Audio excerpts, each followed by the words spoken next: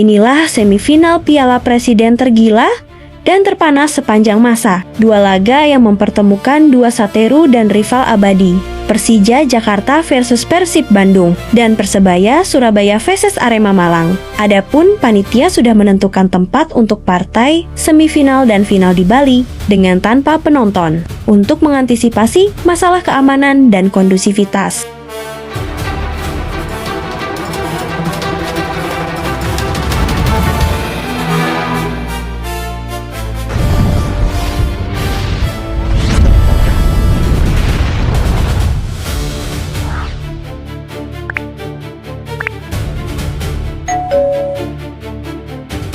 Assalamualaikum warahmatullahi. Halo bobotoh, pecinta sepak bola Indonesia, dimanapun berada, inilah pertandingan yang selalu dinanti, sekaligus membuat jutaan pasang mata tertuju ke satu lapangan. Persib Bandung akan berhadapan dengan rival abadinya, Persija Jakarta, dalam semifinal Piala Presiden. Meski baru semifinal, atmosfernya terasa seperti partai final. Gengsi dipertaruhkan, harga diri diperebutkan, dan sejarah baru siap ditulis. Tak hanya pemain yang dituntut tampil maksimal, tetapi juga para supporter yang diharapkan mampu menunjukkan kedewasaan dalam mendukung tim. Kebanggaannya lantas, bagaimana peluang Persib? Apa saja kekuatan yang bisa menjadi pembeda? Dan mampukah Maung Bandung melangkah ke partai puncak? Mari kita bahas bersama. Analisa banyak pengamat dan salah satu yang menarik di semifinal ini yang pertama adalah pertarungan dua pelatih dengan cerita yang berbeda.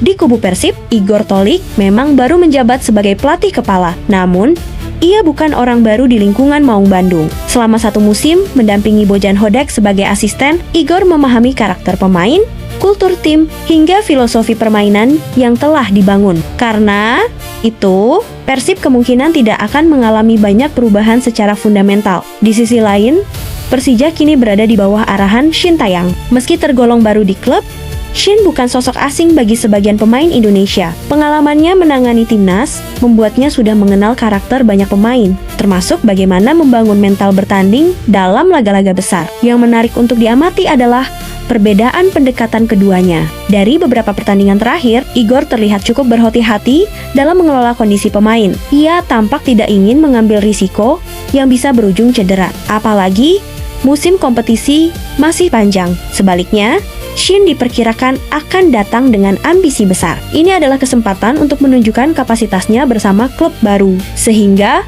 bukan tidak mungkin, Persija akan tampil dengan intensitas tinggi sejak menit pertama.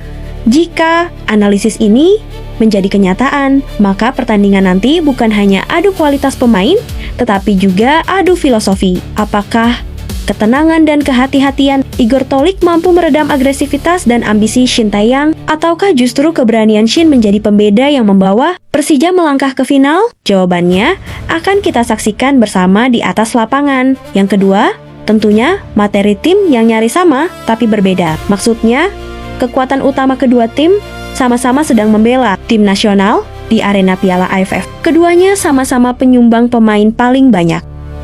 Namun beruntung dari pemanggilan awal, setengahnya kembali ke klub.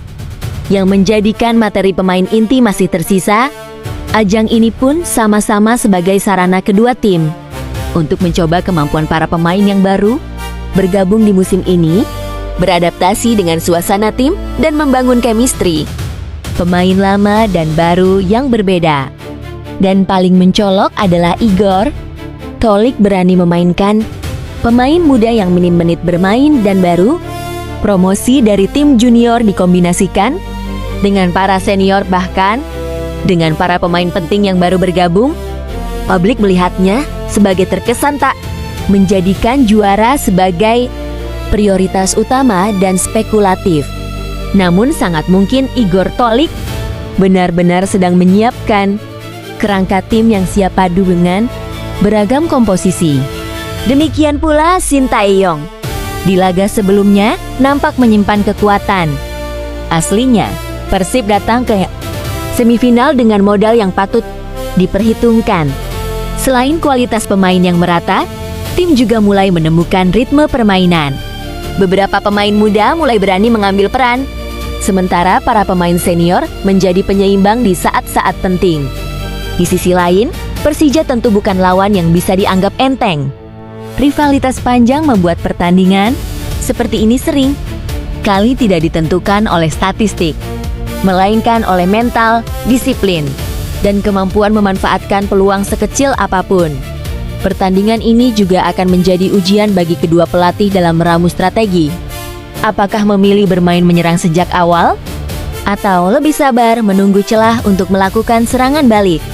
Bagi Persib, kunci kemenangan ada pada kemampuan menjaga konsentrasi selama 90 menit, meminimalkan kesalahan sendiri, dan tetap tenang menghadapi tekanan. Pertandingan yang dipastikan berlangsung dalam tensi tinggi. Persib Bandung dan Persija Jakarta diperkirakan tidak lagi menyimpan kekuatan saat bentrok pada laga semifinal yang dijuluki El Clasico Indonesia. Setelah sama-sama melakukan rotasi pemain pada pertandingan terakhir fase grup, kedua tim diprediksi akan menurunkan komposisi terbaik demi mengamankan satu tiket menuju partai final. Pertemuan dua klub dengan rivalitas terbesar di Indonesia ini dipastikan menjadi pusat perhatian pecinta sepak bola nasional. Selain mempertaruhkan gengsi, pertandingan juga menjadi penentu langkah menuju perebutan gelar juara. Bagi Persib, laga ini menjadi kesempatan melanjutkan tren positif. Setelah tampil impresif sepanjang fase grup, Maung Bandung berhasil menyapu bersih seluruh pertandingan tanpa sekalipun kebobolan, menunjukkan keseimbangan yang solid antara lini belakang dan lini depan. Pelatih Shin Tae-yong diyakini sengaja menyimpan sejumlah pemain inti agar berada dalam kondisi terbaik menghadapi Persib. Dengan kualitas pemain yang dimiliki kedua tim, pertandingan diprediksi berlangsung ketat sejak menit pertama. Adu strategi antara Igor Tolik dan Shin Tae-yong juga diperkirakan menjadi faktor penting yang menentukan hasil akhir. Persib diprediksi pertahankan kerangka utama. Pelatih Igor Tolik tampaknya tidak memiliki alasan untuk mengubah banyak komposisi yang sudah tampil konsisten sepanjang fase grup. Persib diprediksi tetap menggunakan skema 4-3-3 dengan mengandalkan keseimbangan permainan antara lini belakang yang disiplin dan lini depan yang agresif. Di posisi penjaga gawang, Teja Paku Alam hampir dipastikan kembali mendapat kepercayaan. Pengalamannya menjadi salah satu faktor penting yang membuat pertahanan Persib tampil kokoh sepanjang turnamen. 4 bek di depannya kemungkinan diisi Kakang Rudianto sebagai bek kanan. Duet Patricio Matrikardi dan Gabriel Mutombo di jantung pertahanan, serta Hamra Hehanusa yang beroperasi di sisi kiri. Kolaborasi Matrikardi dan Mutombo menjadi salah satu kekuatan utama Persib sejauh ini. Keduanya mampu menjaga organisasi pertahanan sekaligus unggul dalam duel udara ketika menghadapi bola mati. Di lini tengah, Igor Tolik diprediksi tetap mempercayakan Gakuto Notsuda sebagai pengatur ritme permainan. Gelandang asal Jepang tersebut kemungkinan akan ditemani Luciano Guaicochea dan Adam Alis. Kombinasi ketiga pemain itu dinilai memberikan keseimbangan ideal. Notsuda berperan sebagai pengatur tempo, Guaicochea lebih aktif membantu serangan, sedangkan Adam Alis bertugas menjaga keseimbangan sekaligus membantu proses transisi. Kemampuan lini tengah Persib menguasai bola diperkirakan menjadi salah satu kunci untuk mengurangi ancaman serangan balik Persija. Di sektor depan, Persib diperkirakan tetap mengandalkan 3 pemain yang menjadi tulang punggung sepanjang fase grup. Berguinio yang cedera digantikan Luka Menalo mengisi sisi kanan serangan. Di sisi kiri terdapat William Barros yang beberapa kali mampu membuka ruang melalui pergerakan tanpa bola. Sementara posisi penyerang tengah diperkirakan kembali dipercayakan kepada Ramon Tangke yang bergantian dengan Basas Kulik sebagai target man sekaligus penyelesai akhir. Salah satu nama yang paling dinantikan adalah Mariano Peralta. Meski mulai menunjukkan perkembangan positif selama sesi latihan, pemain anyar Persib tersebut diperkirakan belum akan dimainkan. Sejak menit pertama, kondisi kebugarannya yang masih dalam tahap pemulihan membuat Peralta lebih berpeluang masuk sebagai pemain pengganti apabila Persib membutuhkan tambahan daya gedor pada babak kedua. Di kubu Persija, Shin Tae-yong diprediksi akan kembali menurunkan para pemain utama yang sempat mendapat waktu istirahat pada laga sebelumnya. Perubahan paling mencolok diperkirakan terjadi di lini pertahanan. Radovan Pankov atau Kerim Memija diprediksi kembali menjadi starter dan berduet dengan Denis Kollinger. Kehadiran Pankov diyakini akan meningkatkan kualitas organisasi pertahanan Persija, terutama dalam mengantisipasi bola-bola silang yang menjadi salah satu kekuatan Persib.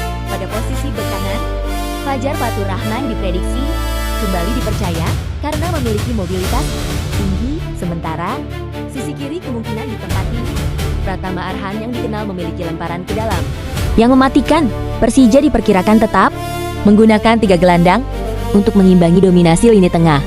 Persib, Fabio Calonego akan menjadi jangkar utama di depan 4. Bek Vigo Denis diprediksi menjalankan peran box to box dengan mobilitas tinggi, sedangkan Kwon Chang Hun akan menjadi motor serangan yang bertugas menghubungkan lini tengah dengan lini depan. Kombinasi ketiganya diharapkan mampu menjaga keseimbangan permainan sekaligus mengurangi ruang gerak para gelandang Persib. Di lini depan, Gustavo Almeida diperkirakan kembali menjadi ujung tombak utama Persija. Striker asal Brasil itu akan mendapat dukungan dari 2 pemain cepat di sektor sayap, yakni Witan Sulaiman dan Victor Detan. Kecepatan kedua pemain sayap tersebut diperkirakan menjadi senjata utama Persija dalam melancarkan serangan balik ketika Persib terlalu banyak menguasai bola. Namun, Persija masih menunggu perkembangan kondisi 2 pemain asing lainnya, Radovan Pankov dan Sejepan Loncar. Keduanya dilaporkan mengalami masalah kebugaran ringan pada fase grup sehingga tim pelatih akan melakukan evaluasi hingga menjelang kick-off sebelum menentukan apakah keduanya masuk daftar susunan pemain yang tak kalah. Menariknya di semifinal yang lain pun tak kalah seru dan panas. Persebaya vs Arema Malang. Sejujurnya untuk kedua laga, semifinal ini agak sulit untuk memprediksi siapa yang berpeluang lebih besar maju ke Grand Final. Sebagai informasi tambahan, semifinal Piala Presiden tahun 2026 akan diselenggarakan pada Selasa, 4 Agustus tahun 2026 di Stadion Kapten Iwayan Dipta, Gianyar, Bali, dan selang sehari, Grand Final akan mempertemukan pemenang dari kedua laga tersebut di tempat yang sama.